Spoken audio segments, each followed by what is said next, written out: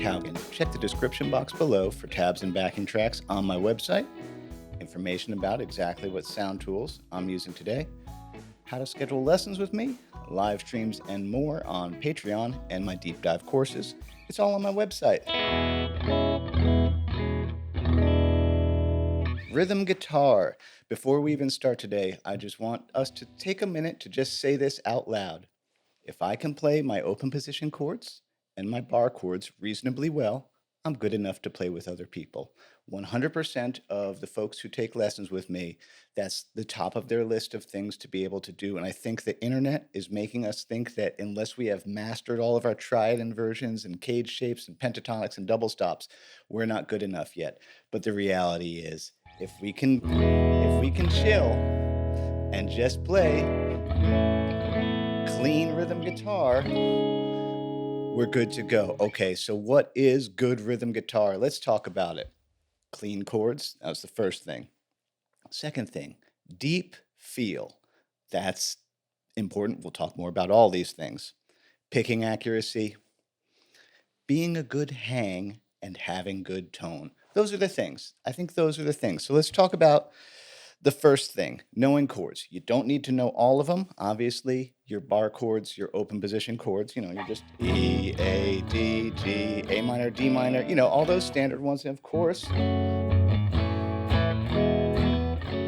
your bar chords, that's key. Knowing those, dead to rights, being able to change between them, no problem. Now, the slightly more advanced chords that I think are helpful to know would be dominant 7, major 7, minor 7, sus chords, and slash chords. Now, of course, I always think just dry memorizing chords, not going to work super good. So we want songs that we can use as examples of these things to kind of have a repertoire that we keep revisiting and improving on. Oh, what's a good song that has a handful of medium interesting chords? Marvin Gaye, What's Going On?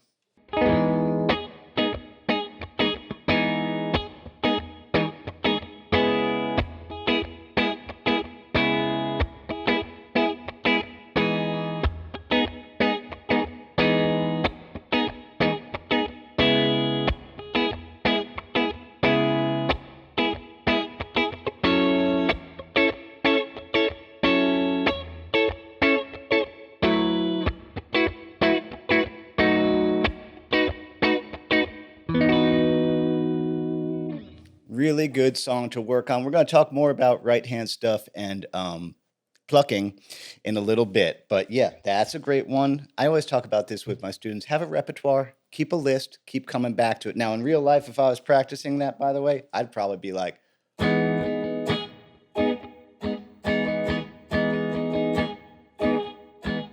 I always say to players, so slow,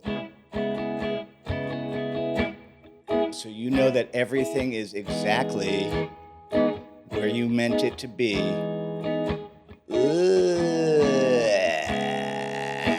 Even slower, so that you know that you are in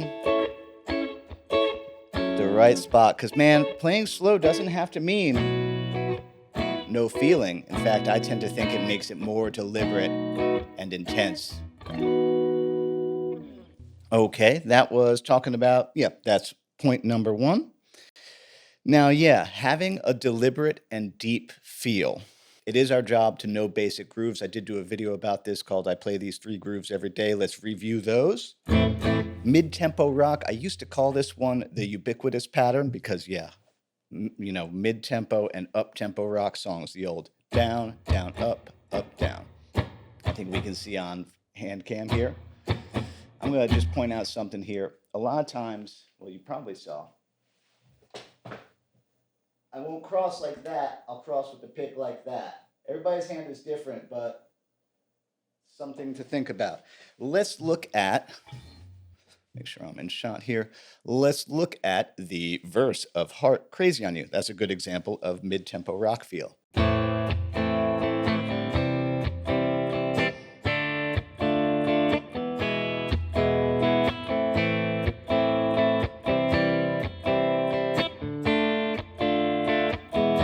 was so fun. Uh-oh.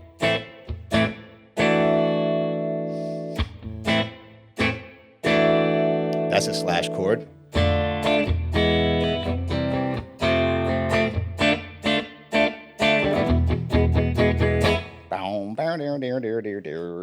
I love 70s Heart. That's a classic to know for sure. So that's a good example of a mid-tempo strum pattern. Yeah, as a rhythm guitar player, yeah, knowing those things, kind of our job. What's another one? Oh, Halftime. I always reference Pixies. I love Pixies. I referenced, I believe, in that video I made, Where Is My Mind?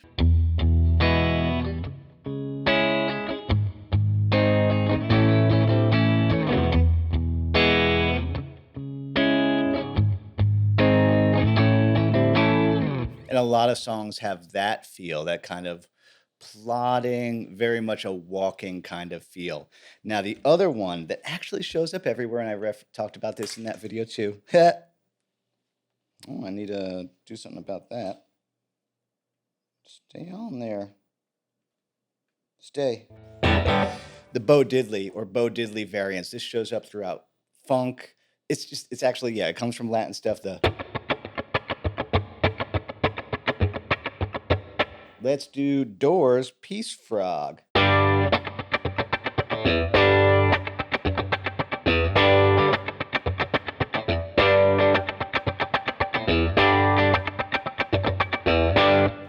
What a great riff.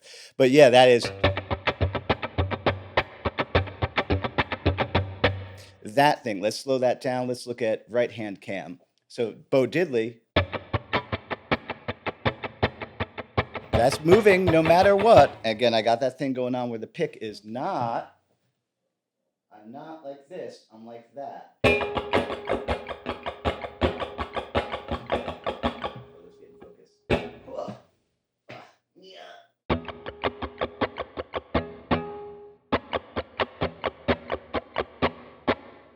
So I'm not like this, and I'm not from the elbow, it's from the wristy wrist. That is a cool riff. Okay, so we're grabbing a G. Yep, we in shot, yeah.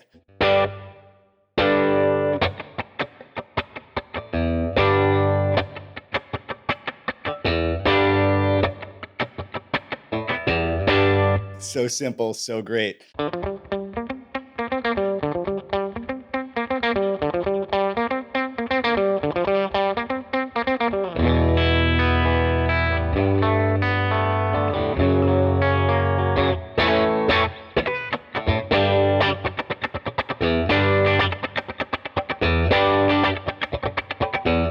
So fun. So fun. Guitar is so fun to play, isn't it? I think so. Now we're going to switch to talk about picking accuracy. All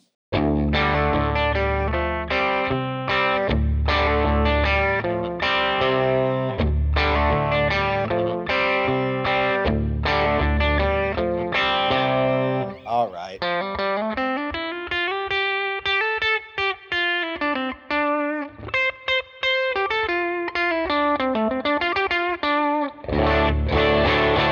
So fun. The Daniel, yeah, this is the Daniel Fields Dogwood. I love this guitar with, he made these gold foils. But yeah, a big deal as a rhythm guitar player is the picking accuracy, that we don't always swing wild. We don't hit all 6 strings all the time, that we're actually quite accurate with what's going on here, that we really are like, we're not doing a lot with this. Which camera am I looking at? We're doing a lot with this. Okay, let's take a look at Ohio. Even that.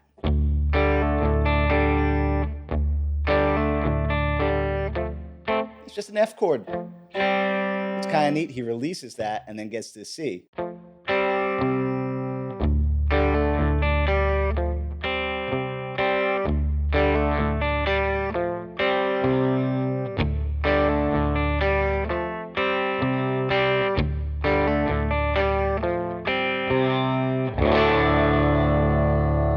Yeah, that's the thing with Neil. You know, everybody thinks that he's really sloppy, but he's actually pretty accurate with his picking.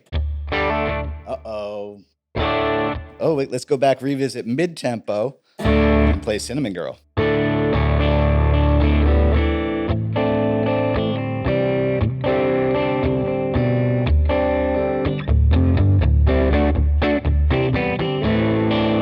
bridge pickup.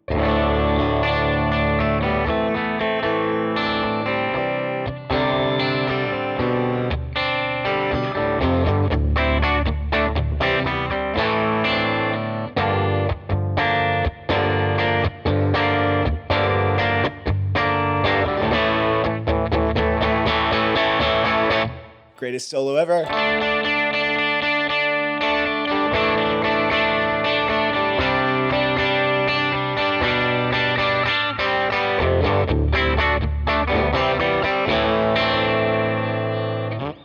I love Neil Young. I love Neil Young so much. Okay, let's visit another Neil Young, but in standard tuning here.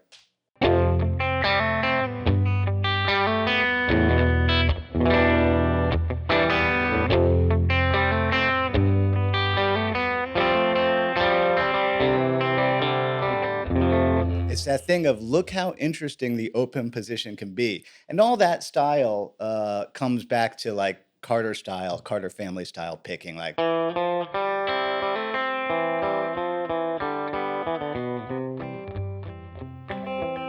that's Wildwood Flower. That's one I always recommend working on. I love stuff like that, that it's not this, it's this. Yeah, maybe that could be the whole, it's not this, it's this, is really a big part of rhythm guitar playing. Now, another thing to discuss, have good tone. Like, yeah, that's always obviously a big priority for me. You want it so that, you know, you're showing up to the jam or the rehearsal or the audition, and you want it so that even if all you do is go, your tone is good. Now, for me, what that means is that perfect edge of breakup tone where Brian May talks about this. The chord is clear, but if you dig in,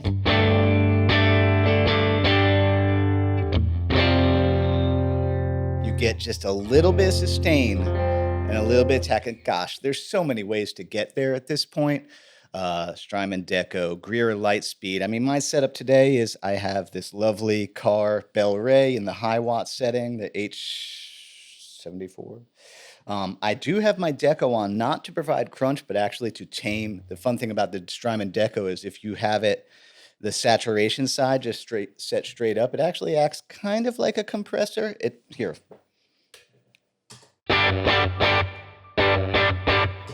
Off. Watch what it does to the high end. Now it's on. Off. So it acts to just ever so slightly grab those harsh, spiky spikes and just get them down just a little bit. I could use, of course, the Strymon to do a lot more than that, but with this amp, that's all I do is just to kind of calm down the pickups just a little bit. And of course, I put a little bit of reverb on in post, my Valhalla vintage verb. I love the way that sounds because, yeah, I always want it so that even if I do the simplest thing, everybody in the room is like, ooh, we sound good today. Because remember, music is a collaborative event. It's about everything that's happening, not just you. And that's a big deal in this modern era of whatever we're in. It's a lot of self. It's a lot of me. And we forget that, like, yeah, when you're jamming, when you're playing with other people, it's about what's happening in the room, not all the cool pentatonic double stops I can fit in, all the cool slick things that I can do. It's about like, what's the song going on right now? Cool. I mean, like just so you know, like, yeah, if I made videos that were what I actually play, they would be like this. Nobody's gonna click on this. That's a guitar part from one of my band songs. Here's another one.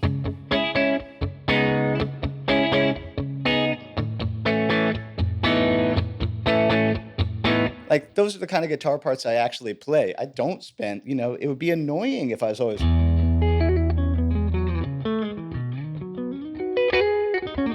People are like, what are you doing? You're just noodling over the whole song. It's just an interesting thing that I notice. And then the last thing let's talk about, be a good hang. And that's kind of, that's a little bit of a rule for life, isn't it? But by that, it means, like, No one wants to play with an egomaniac. No one wants someone who's just there to show off all the things they can do. But flip side, you don't want to make people uncomfortable with your nerves. So you have to learn how to, even if you're really nervous, even if you're a little bit panicked, you pretend you're not. You just, yeah, no, it's cool. What's going on? I don't really know this song, but okay, I'll pretend I know what's going on. I pretend I know what to do. And to that end, remember, if you don't know what to do in a jam situation, you can just shut up. It's okay. You don't have to play. You can just not play until you know what's going on. And I definitely made it through high school jazz band like that. I was talking about that with my friends. Yeah, I knew that chord, I knew that chord, I knew that chord. I didn't know the next chord, so I would just go like that. That's probably bad advice, but I know I did that. So it really is that. And I think that I'll just want to reiterate the point at the top that it seems like a lot of people think that they're not good enough to get out there and play with other people until they've mastered the cage system or until they've done this or until they've done that. But like I said, if you can play your chords, if you could keep them even and smooth, if you're not freaked out by a sus chord or a slash chord, and you can keep that pocket just really deep and really smooth, get out there. Don't be afraid to embarrass yourself. This is music. You're allowed to make an ass of yourself. It's okay. Nothing bad's going to happen. You're going to hurt your ego a little bit, but like, what are the alternatives? The alternatives are staying inside and, you know, I don't know, woodshedding more. And remember, always, all these things you're working on, you go slow and then slower and then slower still. Why?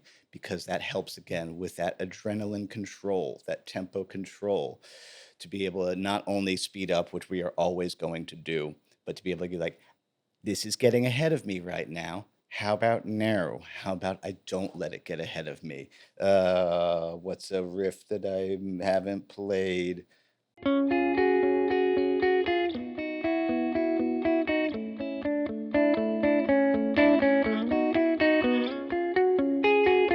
I know that Stones enthusiasts will be like, that's not the right way to play it, but watch footage of the last 20 years of Keith playing Gimme Shelter. He does it in standard tuning like that, which is weird. Kind of, I wish he would pick up the open E guitar, but yeah, even if I was working on that.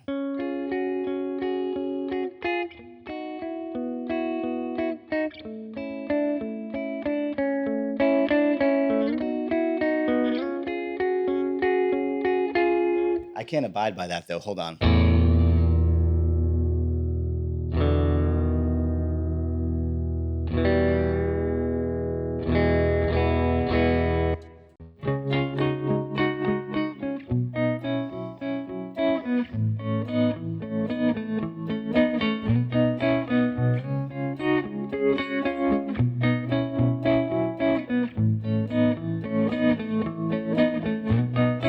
But even that one, like I said, I drag it around.